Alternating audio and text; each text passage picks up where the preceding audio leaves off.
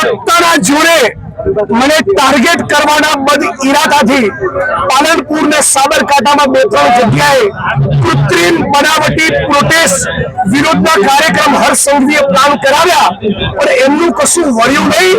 થરાદની જનતાએ ભારતીય જનતા પાર્ટીના ગાઢ પર તમતમતો તમાચો ત્યારે પણ માર્યો હતો અને આજે ફરી માર્યો છે.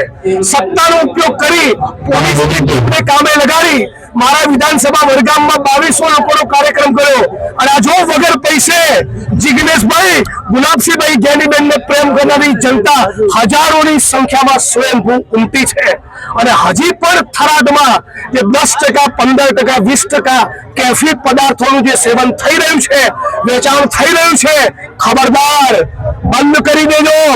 આવતી વખતે સભા નહીં કરું, થરાદમાં ચક્કાજામ કરીશ અને આજુબાજુના હાઈવે બંધ કરવાનો કોલ આપીશ. એ પણ ડંકાની ચોટ ઉપર કહું છું.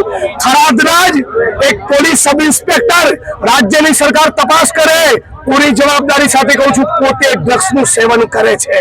એટલે મારી પર સવાલ કરતા પહેલા પોતાનું ચરિત્ર ઉજળું રાખજો, બાકી મજા નહીં આવે.